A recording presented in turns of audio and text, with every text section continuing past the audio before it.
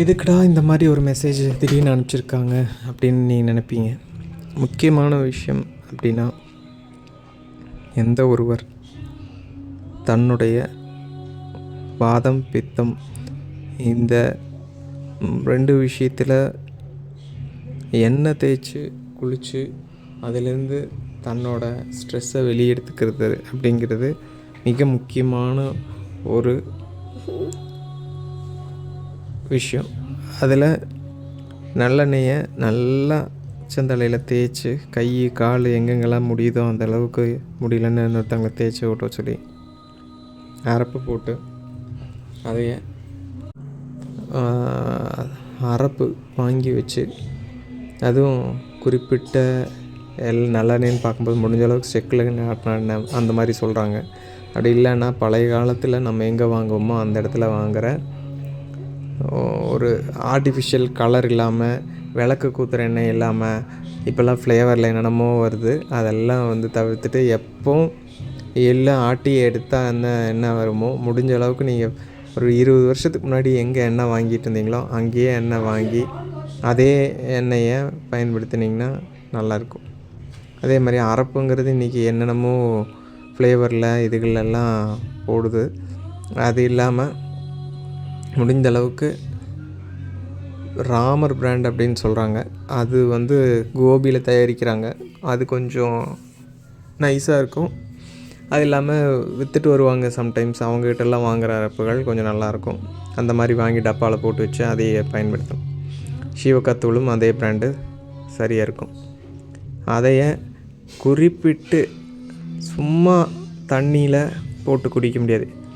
Annapurna coffee எப்படி, அதுவும் வந்து நியர்பை நம்ம பேக்கரியில் போய் காஃபி சாப்பிட்றது எப்படி, அதுக்கு தனி பால் எடுத்து டிகாஷன் தனியாக போட்டு அதோட டேஸ்ட்டுங்கிறது வேறு லெவல். அதே மாதிரி குளிக்கும்போது முடிஞ்ச அளவுக்கு எலக்ட்ரிக்கல் ஹீட்ரு போட்டு இல்லாமல் அண்டா அடுப்பில் தண்ணியை காய வச்சு கொதிக்க இருக்கிறத விளாவி, அல்லது இப்போ அந்த பாய்லரெல்லாம் இருக்குது அதிலிருந்து வரக்கூடிய தண்ணி ஆட்டோமேட்டிக்காக டேப்புக்கு வர்ற அளவுக்கெல்லாம் வசதி இருக்குது. அதையே முடிஞ்ச அளவுக்கு வாரத்தில் ஒரு நாள் தான். நம்ம டெய்லி ஆஃபீஸ் போகிறோம், மற்ற வேலைகளுக்கு ஸ்கூல் காலேஜு இதுகளுக்கெல்லாம் போகிறோம், கடைகளுக்கு போகிறோம், அது வந்து வேறு தொழிலுக்கு போகிறோம். ஆனால் ஒரு நாள் நமக்குன்னு நம்ம ஒதுக்கி இது காய போட்டு அதுலேருந்து சுடு தண்ணி எடுத்து அந்த தண்ணியில் ஒரு தடவை மேலே நம்ம ஊற்றும் போதே அதில் இருக்கிற செல்ஸுகளுக்கு, தலையில் இருக்க நரம்புகளுக்கு, நம்ம மூளைகளுக்கு இந்த எண்ணெய் போய் ஆல்ரெடி செட் ஆகியிருந்திருக்கும். துவாரங்கள் வழியாக தலைக்குள்ளே போயிருக்கும். அதுக்கு மேலே சுடுதண்ணி நல்லா ஊற்றும் போது அது வந்து இன்னும் எனர்ஜைஸ் பண்ணி கொடுக்கும், ஆக்டிவேட் பண்ணி கொடுக்கும். அப்போ அரப்பு போட்டு நம்ம அதை வந்து இயற்கையான முறையில் கழுவி எடுத்து நம்ம சுத்தப்படுத்திக்கிறோம் தலையும். அதே சமயம் அது இன்னரில் என்னென்ன ஹீலிங் தேவையோ அதெல்லாம் வந்து இயற்கையாக நடக்குது. நீங்கள் நல்ல வித்தியாசத்தை உணர்வீங்க. அதை முடித்து நம்ம எந்திரிச்சு வர்றதை தான் நான் எழுதியிருக்கேன். நம்ம கண்டிப்பாக பூஜை புனஸ்காரங்கள் பண்ணுவோம். அந்த வகையில் நல்ல நறுமணமாக இருக்கிற விபூதி சித்தநாதன் விபூதி தான். அல்லது அதுக்கு நிகராக உங்களுக்கு எந்த டேஸ்ட் இருக்கோ, முன்னோர்கள் எதை யூஸ் பண்ணாங்களோ அதே விபூதிகளை பயன்படுத்தி, அது குறிப்பிட்ட ஓப்பன் கப்லேயும் தட்லேயும் விபூதி போட்டிருந்தால் அதோட இது வந்து ஒரு நாள் தான். எப்படி வந்து நமக்கு ஒரு காப்பி தூளோ அல்லது ஒரு வாசனை இது இருக்கிறது எப்படி நம்ம வந்து டப்பா போட்டு மூடி அடைச்சி வச்சுருக்கோம், அப்போ தான் அதோட இது வந்து கண்டிப்பாக அப்படியே இருக்கும். அதனால் அந்த மாதிரி கவர் பண்ணி ஃபுல் அண்ட் ஃபுல்லு ப்ரொடெக்ட் பண்ண கண்டெய்னரில் இருக்கக்கூடிய பொருளுக்கு என்றைக்குமே அதோட ஒரிஜினாலிட்டி மாறாமல் அப்படியே இருக்கும். அதையே பயன்படுத்தி அதை எடுத்து அதையே நம்ம நெத்தியில் வைக்கும்போது அதோட சக்தி இன்னும் வந்து ஜாஸ்தியாக இருக்கும். இதை முடித்து போய் நான் வாசனை விபூதி பேஸ்ட்டுன்னு எழுதியிருப்பேன். அந்த பேஸ்ட்டுங்கிறது வந்து நல்ல இந்த கடைகள்லாம் விற்கிது. ஏன்னா பவுடரில் வந்து நம்ம தண்ணி கலக்கி அதை ஜவ்வாது போடுறதுங்கிறது வேறு.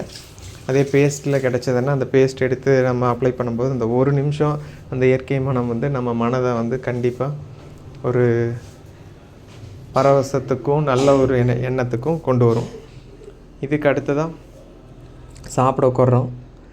சாப்பிடும்போது இலையில சாப்பிட்றப்போ அந்த திவ்யமான உணவு முடிந்த அளவுக்கு சாப்பிட்றதுக்கு முன்னாடி கொஞ்சம் தீர்த்தத்தை எடுத்து அந்த சாப்பாட்டு மேலே தெளிச்சுட்டு சாப்பிடும்போது ஒரு ப்யூரிஃபிகேஷன் ப்ராசஸ் தான் பேசிக்காக. அது நம்ம சாப்பிட்ட பிறகும் நம்மளுக்கு அதோட எஃபெக்ட் தெரியும். எப்படி ஒரு வீட்டுக்கு பெரிய லெவலில் கழுவி விட முடியாட்டியும் கொஞ்சம் தண்ணி எடுத்து அந்த நிலவு மேலே தொளிச்சுட்டு காலையிலையும் சாயந்தரமும் ஒரு கோலம் போட்டால் அந்த இடத்துக்கு எப்படி ஒரு செழிப்பு இருக்குது, ஒரு சிறப்பு இருக்குது அப்படிங்கிறது மாதிரி தான் நம்ம போஜனம் எடுத்துக்கிற சாப்பாட்லேயும் நம்ம எண்ணங்கள் வேறு எண்ணங்களில் சமைச்சிருப்போம், வெளியிலேருந்து வாங்கியிருப்போம், கொஞ்சம் நெகட்டிவிட்டி அதில் கண்டிப்பாக இருக்கும். ஸோ இந்த ஜலம் வந்து அதை வந்து நல்லிஃபை பண்ணிடுது. அப்போ என்ன ஆகுன்னா நம்மளோட கண்டென்ட் உள்ளே போகிறது வந்து நியூட்ரலான கண்டென்ட்டு. அப்போ நம்மளோட எண்ணங்களும் செயல்களும் நியூட்ரலாக இருக்கும்.